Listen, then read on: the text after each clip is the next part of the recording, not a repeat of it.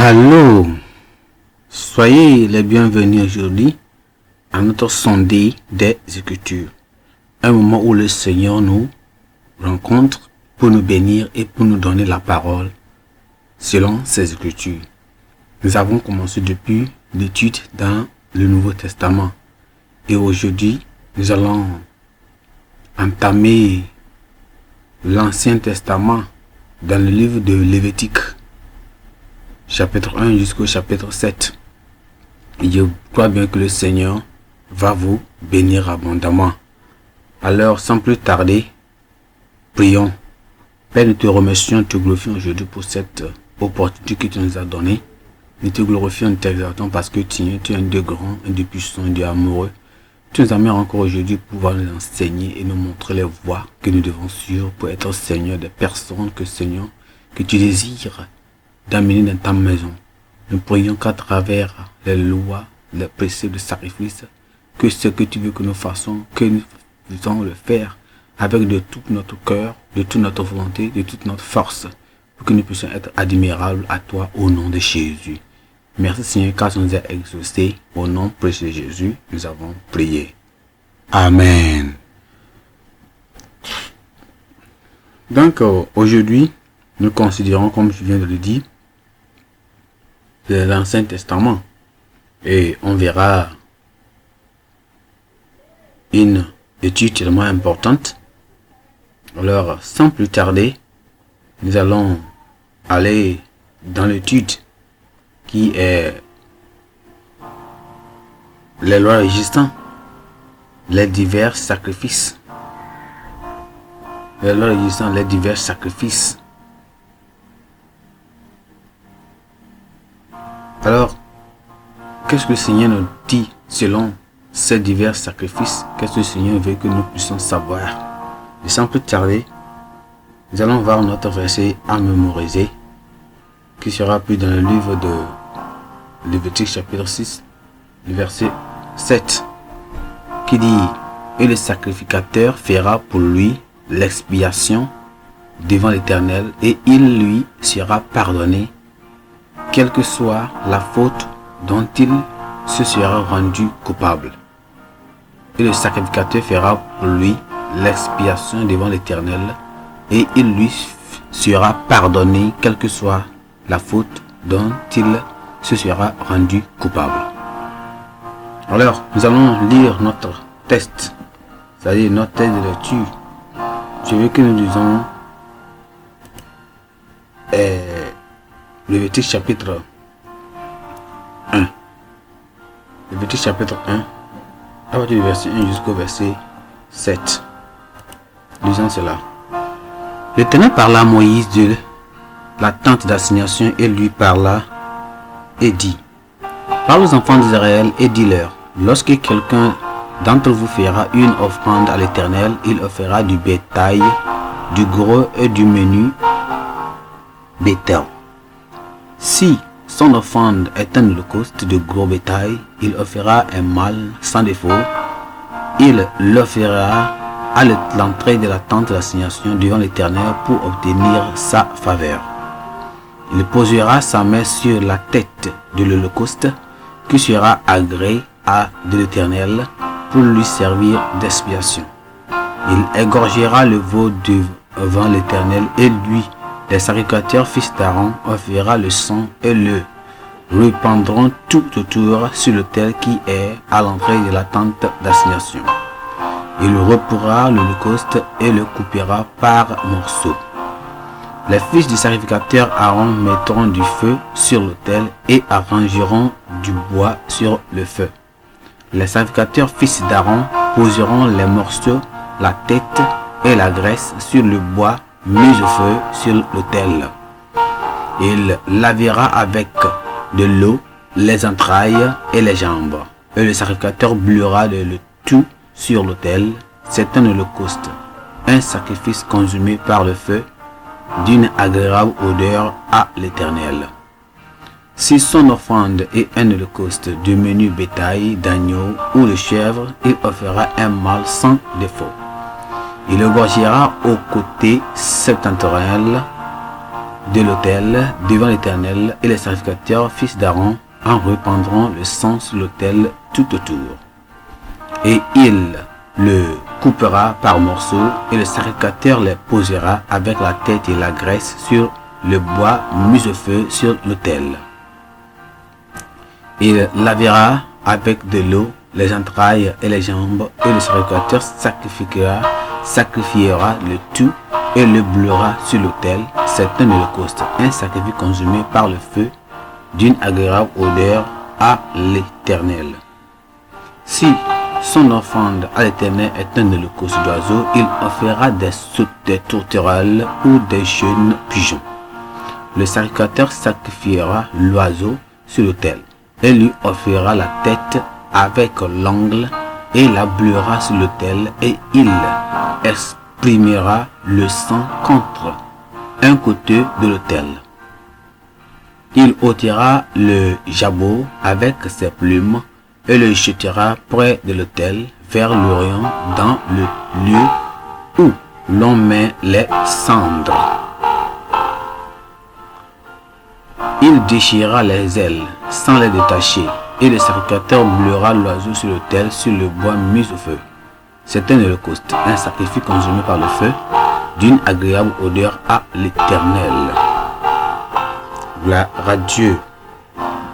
Alors, revenons à notre livre, ou bien là où je viens de dire que notre verset clé, qui était quoi, le 6 chapitre 7.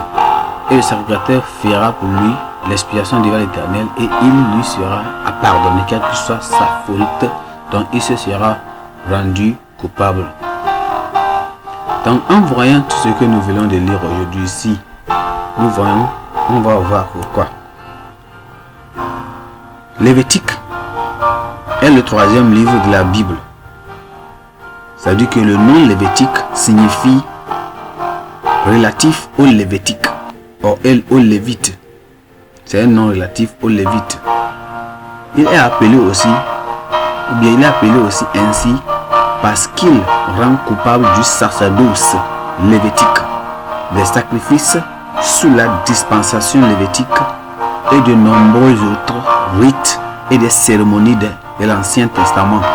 Il s'agit des instructions à Dieu, ou bien des instructions de Dieu à Moïse sur l'administration et les réglementations des sacrifices de la vie religieuse des enfants d'Israël.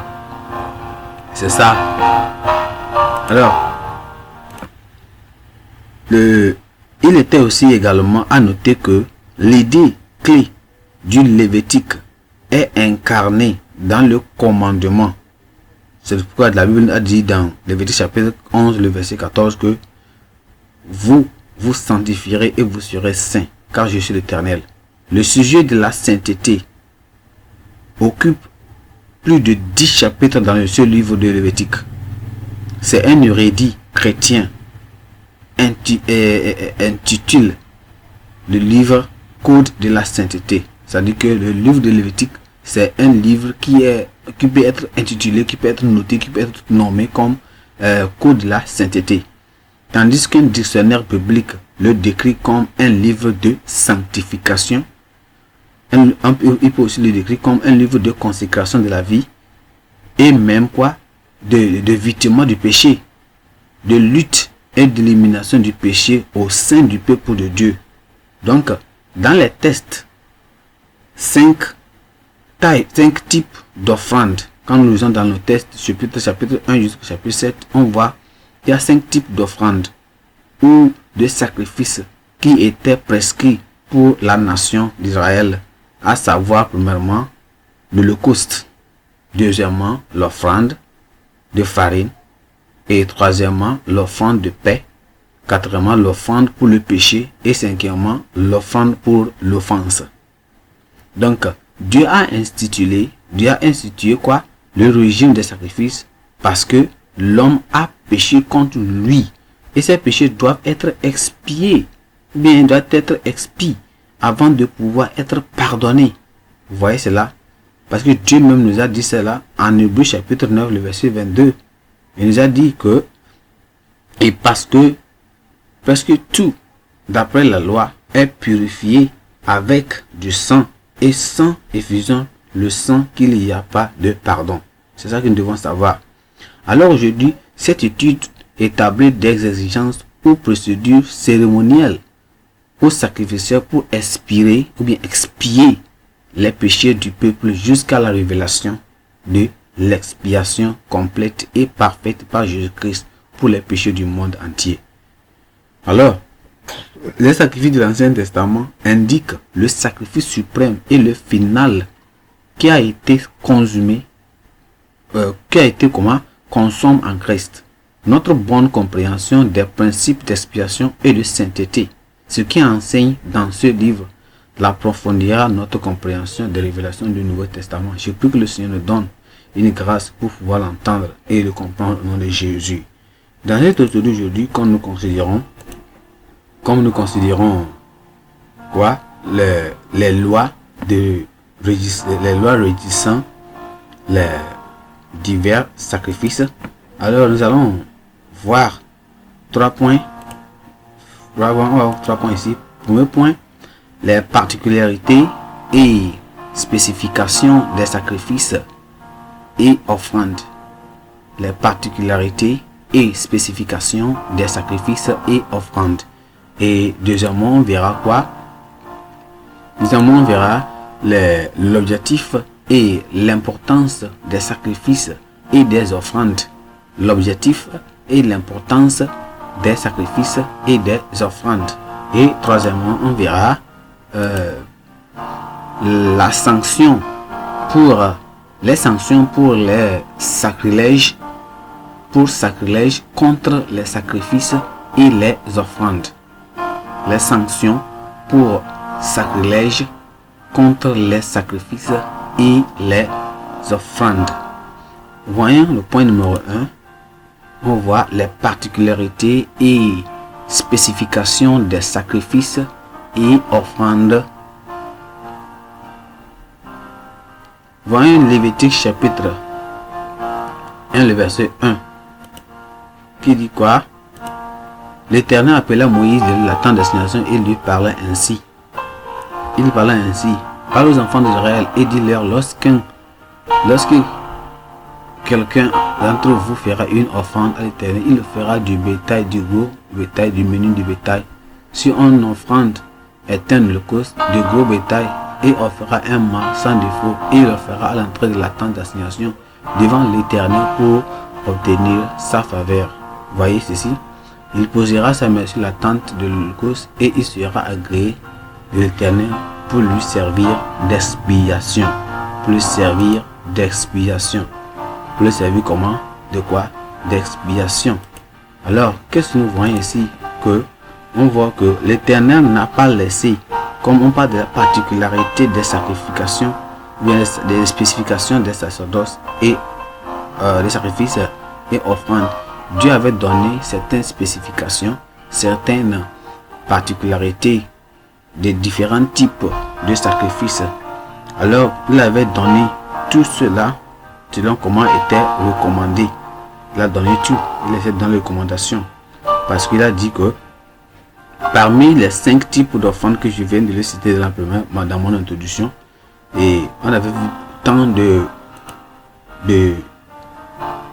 sacrifices qu'il devait faire, et j'avais nommé quelque chose de 5 types de sacrifices. Parmi ces 5 types d'offrandes spécifiques dans notre texte, nous voyons que les 3 premières qui étaient quoi? L'holocauste, l'offrande de farine et le sacrifice de paix. Les 3 constituent ce que l'on appelle quoi? L'offrande agréable odeur. Et ou bien on peut le dire quoi? C'est l'offrande volontaire. Non, tandis que les 2 dernières, quelles sont ces 2 dernières? Parce que c'était 5. Les 3 premières que je viens de dire, c'est quoi? L'holocauste, l'offrande de farine et le sacrifice de paix. C'est ça que j'ai appelé quoi? L'offrande agréable d'agréable odeur. Ou bien on peut l'appeler aussi l'offrande volontaire. Mais les 2 dernières, qui est quoi? Les 2 dernières qui sont quoi? Qui sont l'offrande pour le péché et pour l'infidélité. Ces deux sont appelés comment? Offrandes sans saveur. Offrandes sans saveur. Ils sont des offrandes sans saveur. Maintenant, on va savoir que quoi?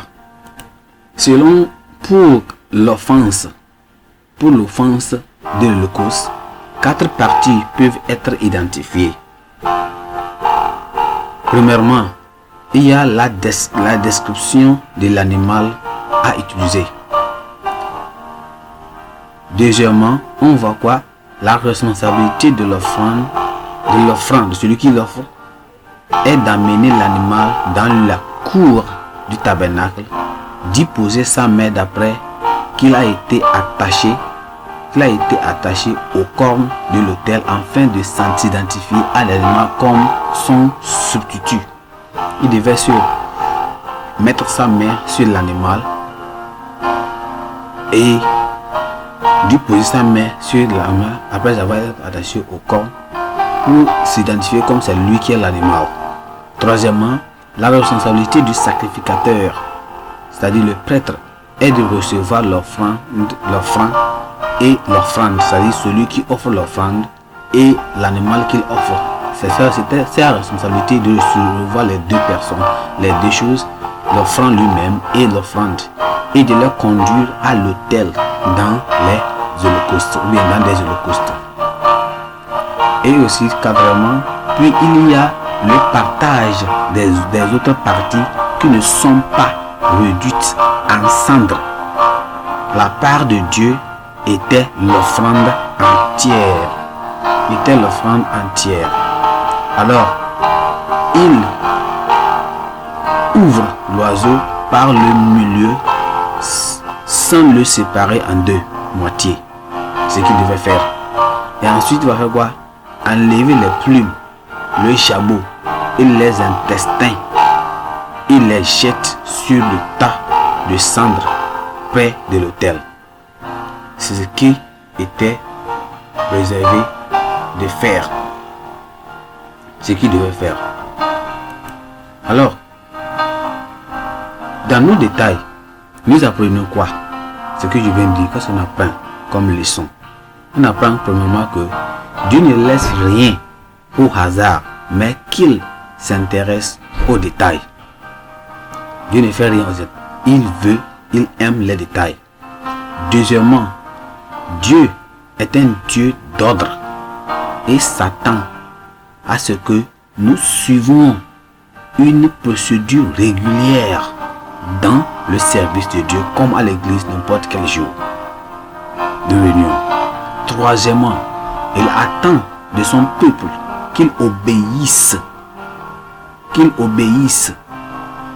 à ses ordres jusque dans les moindres détails.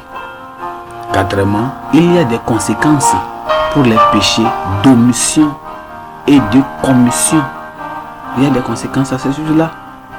Et cinquièmement, une mort substitutive est nécessaire pour que nos péchés puissent être pardonnés. Je le répète encore, une mort substitutive est nécessaire pour que nos péchés puissent être vraiment pardonnés totalement.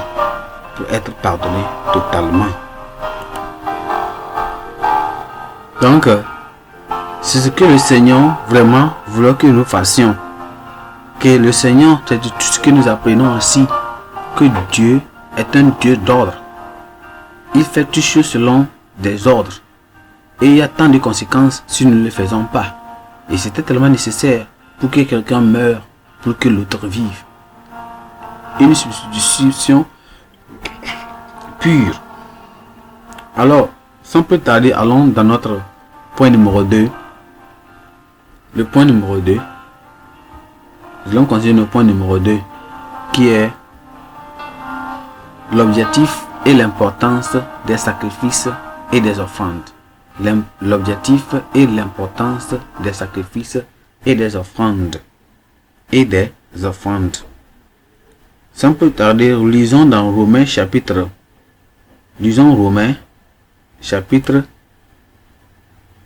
Romains chapitre, disons Romains chapitre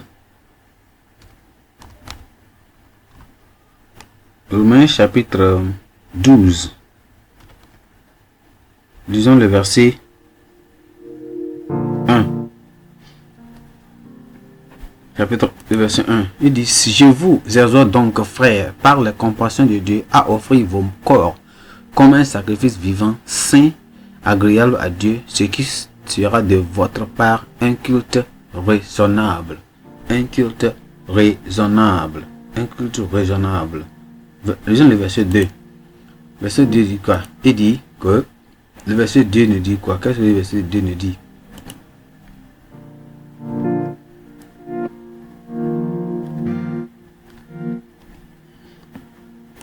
Le verset 2 nous dit quelque chose. Ne vous conformez pas au siècle présent, mais soyez transformés par le renouvellement de l'intelligence, afin que vous discerniez quelle est la volonté de Dieu, ce qui est bon, agréable et parfait. Et parfait. Alors, qu'est-ce que nous voyons ici dans ces références que nous verrons de lire, qui est notre partie numéro 2? Qu'est-ce que nous voyons ici? On voit exactement que c'est l'objectif. On voit l'importance des sacrifices et des offrandes. En général, les sacrifices sont destinés à faire quoi? À servir de rançon pour le péché et faire preuve de dévotion et de consécration personnelle envers Dieu. C'est ce qui nous a dit dans Romains chapitre 12. Donc, ils sont aussi destinés, ces sacrifices et ces offrandes sont aussi destinés à apaiser la colère de Dieu contre l'individu, contre la famille, contre la nation pécheresse. Car il y a des provisions d'expiation pour toutes sortes de péchés commis par les hommes. Donc dans notre texte, nous voyons quoi? L'Holocauste est un acte volontaire qui sera comme un acte volontaire d'adoration. Et c'était le seul sacrifice qui est entièrement consumé par le feu sur l'autel. C'est une représentation ici du dévouement et de l'engagement du croyant envers Dieu. Il n'y a pas d'obstacle pour tout cœur désireux de se présenter devant la présence de Dieu, quelle que soit sa position sociale, soit il est riche ou bien il est pauvre. L'offrande de farine est une offrande d'appréciation et même d'action de grâce qui symbolise quoi? La communion avec Dieu, la fraternité avec Dieu, l'amitié avec Dieu, l'union avec Dieu, et qui est offerte comme une expression d'adoration. Aujourd'hui, les croyants doivent aussi offrir à Dieu le sacrifice de louange, leur talent, leur trésor, leur temps, leurs loisirs, leurs prières, leurs services et même leur gage de leur engagement et de leur dévouement. Nous devons veiller à payer nos dîmes et nos offrandes, à prendre soin de nos ministres qui travaillent pour nous dans la vigne de Dieu pendant que nous sommes dans les travaux. On doit payer nos dîmes. C'est une recommandation. Ce sont des sacrifices, ce sont des offrandes. Les ingrédients de l'offrande de farine qui contenaient, quels étaient les ingrédients qui constituaient cette offrande de farine? Il y avait quoi? Il y avait l'huile, il y avait l'encens et du sel. Tous ces choses-là symbolisaient quoi? Ça symbolisait le Saint-Esprit, la prière et la louange. On peut le voir dans Hébreux chapitre le verset 14 et le verset 15 plutôt. On voit aussi quoi? La relation d'alliance perpétuelle avec Dieu. Alors, l'offrande de paix, c'était elle représentait quoi? C'était Elle était le symbole de la communion et de l'amitié avec Dieu après le pardon des péchés. C'est ça qui était l'offrande de paix. Ça symbolise la communion et l'amitié avec Dieu après le pardon du péché. Et maintenant, le sacrifice pour le péché est destiné à expier les péchés commis par ignorance. C'était le sacrifice pour le péché. L'ignorance n'est pas une excuse. On doit le savoir que l'ignorance n'est pas une excuse pour désobéir à la loi de Dieu. Non. Parce que Dieu même peut juger l'ignorance. Il peut juger l'ignorance. L'offrande pour la culpabilité est destinée aux transgressions qui nécessitent une restitution, en particulier lorsque le droit d'une personne est en enfreint par une autre, ou lorsque l'on a transgressé le commandement de Dieu par ignorance. Et à ce fait, il y a quelque chose que nous pouvons apprendre de cela. Nous pouvons apprendre quelque chose tellement important là-bas. On apprend que quoi? Premièrement, tous les sacrifices désignent symboliquement Christ. Tous ces sacrifices-là, ça désigne symboliquement Christ, qui a expié nos péchés en versant son sang au calvaire. Et deuxièmement, le fait que différents animaux et oiseaux soient utilisés pour le sacrifice indique que toutes sortes de péchés doivent être expiés. Troisièmement, lorsque le droit de Dieu à nos dîmes et offrandes ou des droits de propriété des hommes soient violés, le tort doit être réparé et le péché expié. Et le péché expié. Ce qui est tellement important à cela. Et là, quatrièmement, on voit quoi?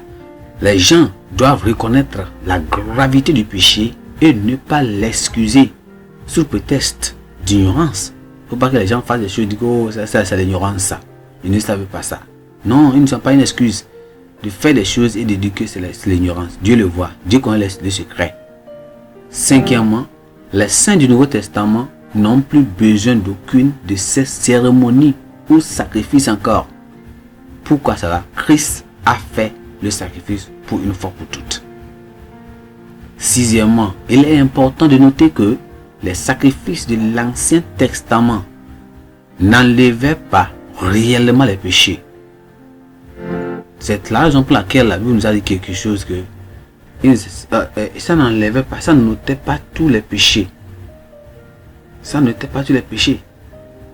Ouais, c'était la même raison pour laquelle Dieu nous a dit dans Hébreux chapitre 10, le verset 4. Car il est impossible que le sang des taureaux et des boucs ôte les péchés. Car il est impossible que le sang des taureaux et des boucs ôte les péchés. Tous ces sacrifices n'ôtaient pas le péché complètement, entièrement. Chaque adorateur apportait personnellement ces animaux pour le sacrifice. De la même manière aujourd'hui, nous devons venir à Christ personnellement, un à un. Le salut, c'est une action personnelle. Nous devons venir devant Dieu et amener notre holocauste, notre sacrifice devant Dieu personnellement. C'est un sacrifice personnel. C'est une dévotion personnelle que nous devons faire. Nous allons faire personnellement. Nous devons consacrer complètement notre vie à lui. Et pour le faire, on doit savoir que quoi? Le sacrifice de Christ au calvaire a rempli toutes les exigences une fois pour toutes. Il nous suffit de nous tourner vers lui pour être purifiés. Et en cela, nous lui consacrerons notre vie complètement. Et c'est de cela qui va faire des grands sur notre vie au nom de Jésus. Point numéro 3, rapidement. Les sanctions pour sacrilège contre les sacrifices et les offrandes. et les offrandes. Lisons Lévitique chapitre. Lisons Lévitique chapitre 1. Lisons le verset 20. Plutôt Lévitique 7. Lévitique 7. Lisons Lévitique 7.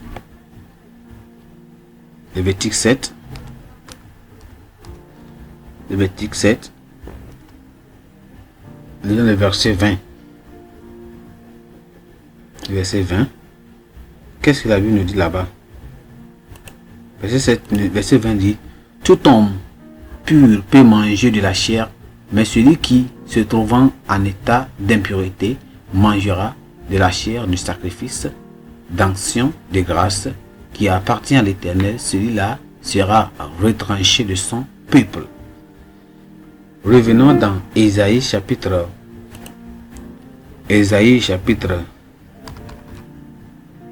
52. Lisons le verset 11. Il dit quoi? Partagez, sortez de là, ne touchez rien d'impur, sortez du milieu d'elle, purifiez-vous, vous qui portez des vases de l'Éternel, vous qui êtes choisis comme enfants de Dieu, sortez du milieu d'eux, purifiez-vous. 1 Corinthiens, lisons chapitre 3. 1 Corinthiens 3, lisons le verset 17. Verset 17 dit quoi? Si quelqu'un détruit le péché, le temple de Dieu, c'est-à-dire notre corps, Dieu le détruira, car le temple de Dieu est saint et c'est ce que vous êtes, notre corps. Notre corps, ça ne nous appartient pas de savoir ce que nous portons et nous mettons dans ce corps. Deuxième Timothée chapitre 2. Lisons le verset 19. Le verset 19 dit: néanmoins, le solide fondement de Dieu reste debout avec ses paroles qui lui servent le sceau. Le Seigneur connaît ce qui lui appartient, et quiconque prononce le nom du Seigneur, qu'il s'éloigne de l'iniquité. Qu'il s'éloigne de l'iniquité. Qu'il s'éloigne de quoi? De l'iniquité. Vous voyez ce que le Seigneur nous appelle à? Il nous appelle au salut, à des renonciations. Alors on voit que après avoir donné des instructions sur la manière d'administrer les différents sacrifices et offrandes, l'Éternel Dieu lui-même a révélé son mécontentement à l'égard de quiconque manipule les sacrifices sans précaution, sans respecter la procédure établie ou de manière impie. Tous les actes de violation attirent des conséquences et des punitions tellement graves.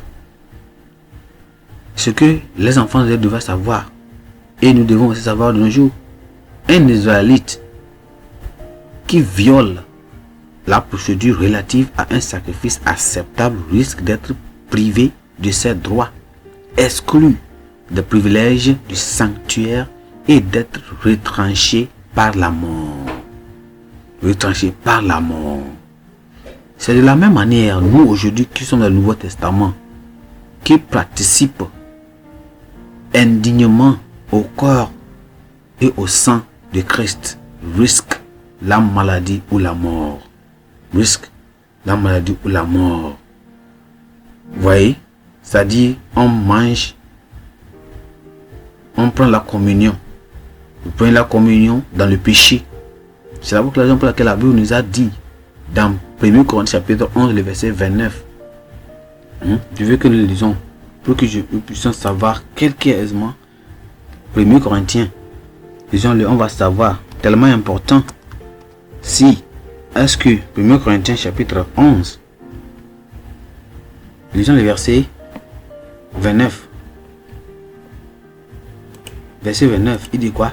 Car celui qui mange et boit sans discerner le corps du Seigneur mange et boit un jugement contre lui-même.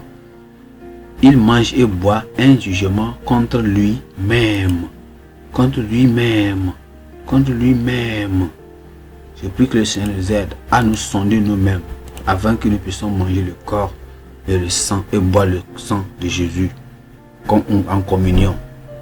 La sainteté est le mot d'ordre pour tous les croyants, quel que soit leur statut, leur privilège et leur position dans le monde. Quelles que soient nos dénominations, nous devons servir Dieu dans la sainteté et la justice tous les jours de notre vie afin d'aller au ciel le dernier jour. Dieu attend de ceux qui gèrent les choses spirituelles et qui occupent des fonctions qu'ils marchent dans la droiture. Toi pasteur, toi fonctionnaire, toi ouvrier, quel que soit ce que tu fais dans la maison de l'Éternel, Dieu nous espère à s'occuper, à être pur devant lui, à se maintenir pur. En réfléchissant au sacrifice parfait de Christ, nous, pour l'expiation de nos péchés, nous nous rappelons notre obligation et notre responsabilité de nous présenter comme des sacrifices vivants à Dieu. Romain même a dit cela dans Romain chapitre 2, verset 1. Nos sacrifices à Dieu doivent être présentés comme des sacrifices vivants, comme je viens de dire. Et ça doit être présenté comme, doit être aussi être comment saint, agréable à Dieu.